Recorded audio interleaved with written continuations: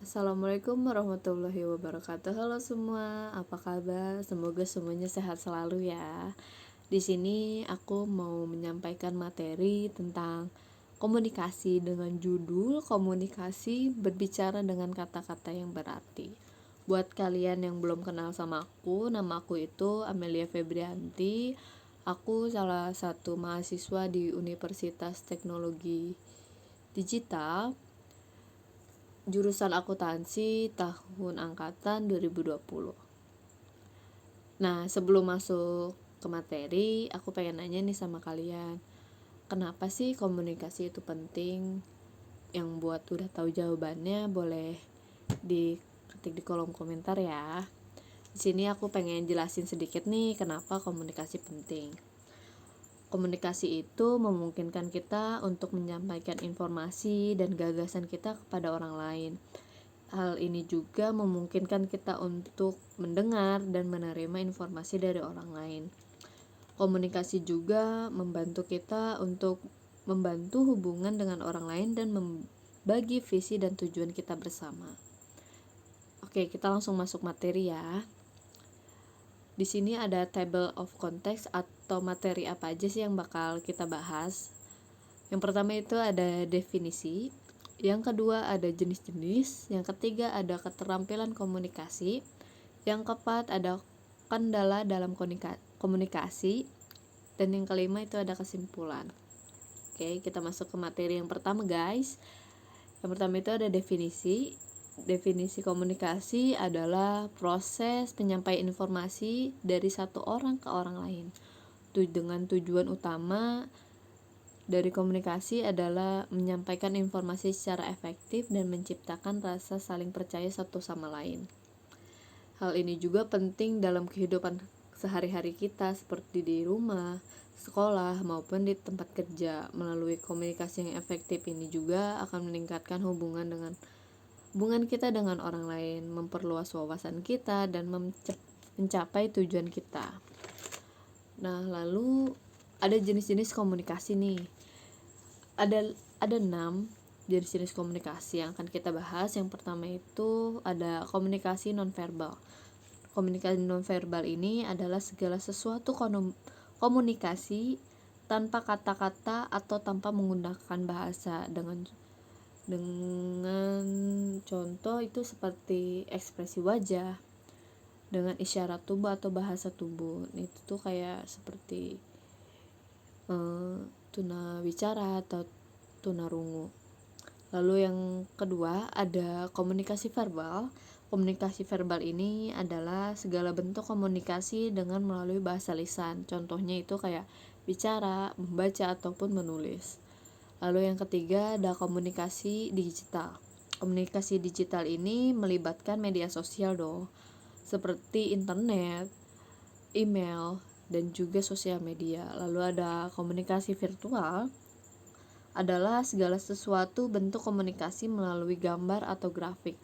Nah, komunikasi virtual ini tuh contohnya kayak gambar, poster, atau infografis. Lalu ada komunikasi intrapersonal. Nah, komunikasi interpersonal ini adalah proses pertukaran informasi yang terjadi antara diri sendiri. Itu tuh contohnya kayak misalkan kita lagi belanja, terus kita bingung nih milih produk A atau produk B. Nah, kita tuh di situ melakukan komunikasi intrapersonal dalam diri kita. Lalu yang terakhir ada komunikasi interpersonal.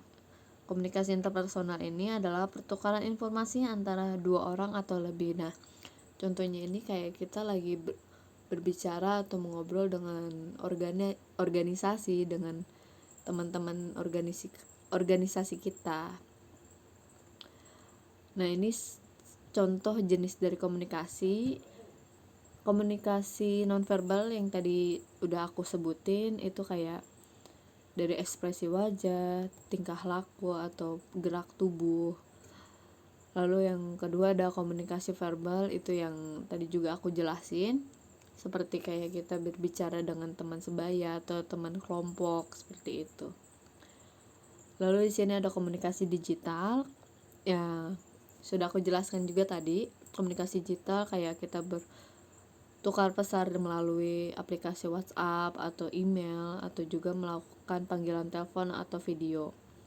Lalu ada komunikasi virtual. Nah, komunikasi virtual ini adalah penyampaian pesan melalui sebuah objek atau gambar yang dibuat oleh pelukis atau orang yang ingin menyampaikan melalui objek. Nah, lalu ada komunikasi interpersonal. Nah, ini tuh kayak kita berbicara pada diri kita sendiri, seperti kita bingung memilih sesuatu atau kita memendam emosi. Lalu yang terakhir itu ada komunikasi interpersonal. Nah, ini komunikasi interpersonal itu kayak kita melakukan komunikasi secara kelompok atau melakukan diskusi. Nah, apa aja sih kendala dalam komunikasi? Di sini itu ada yang pertama, ada kebisingan. Kebisingan ini tentunya dapat mengganggu proses komunikasi dong. Contohnya itu kayak kita misalkan melakukan diskusi atau rapat di ruang terbuka, lalu ada banyak gangguan entah dari meja sebelah atau dari tempat sebelah, dan juga jika kita melakukannya di pinggir jalan raya itu akan terganggu oleh lalu lalang kendaraan yang lewat. Lalu yang kedua ada perbedaan budaya. Contohnya itu kayak orang Sunda berbicara dengan orang Jawa. Hal ini tuh bakal menyebabkan salah penafsiran bahasa, kayak misalkan orang Sunda ini berbicara A tapi si orang Jawa ini tuh menangkapnya B, seperti itu. Lalu ada yang ketiga, ada kesalahpahaman. Kesalahan pahaman ini dapat terjadi jika pembicara tidak berbicara dengan jelas, yang akan membuat sang pendengar itu tidak mengerti atau tidak menangkap apa yang pembicara katakan. Lalu yang keempat ada gangguan teknologi. Itu tuh contohnya kayak misalkan kita melakukan panggilan telepon lalu jaringan sedang error atau sedang ada gangguan, itu tuh bakalan ganggu banget. Lalu bagaimana sih cara efektif saat berbicara? Nah, di sini aku punya tips. Kuncinya itu untuk berkomunikasi secara efektif adalah mendengarkan dengan seksama dan berbicara dengan jelas. Hal ini berarti kita tuh harus mendengarkan dengan hati-hati dan berusaha memahami apa yang orang lain katakan, dan juga menyampaikan pesan kita tuh dengan jelas. Nah, kita juga harus berusaha untuk menghindari bicara terlalu banyak dan harus memiliki rasa hormat terhadap pendapat orang lain. Nah, lalu bagaimana sih cara berbicara di dalam kelompok? Nah, di sini aku punya tips. Saat kita berbicara di dalam kelompok, pentingnya untuk membantu atau melibatkan orang dalam pembicaraan kita. Hal ini dapat dilakukan dengan mengajukan pertanyaan pada teman, lalu membiarkan atau memberi kesempatan bagi teman kita untuk berbicara atau memberikan pendapat, dan juga memberi tanggapan atau apresiasi apa yang teman kita tuh ucapkan atau teman kita beri pendapat. Dan juga jangan lupa untuk berbicara dengan jelas dan menyampaikan pesan dengan jelas juga. Seperti itu saja.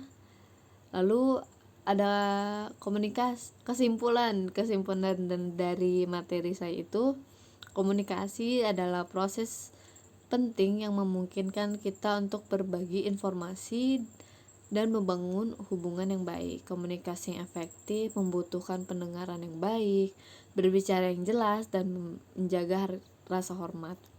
Saat berbicara di dalam kelompok juga penting untuk menyampaikan pesan dengan jelas dan membantu orang lain terlibat. Seperti itu aja materi yang aku sampaikan buat kalian. Terima kasih. Maaf jika ada salah kata atau ucapan saya tidak jelas. Mohon maaf. Terima kasih. Wassalamualaikum warahmatullahi wabarakatuh. Dadah.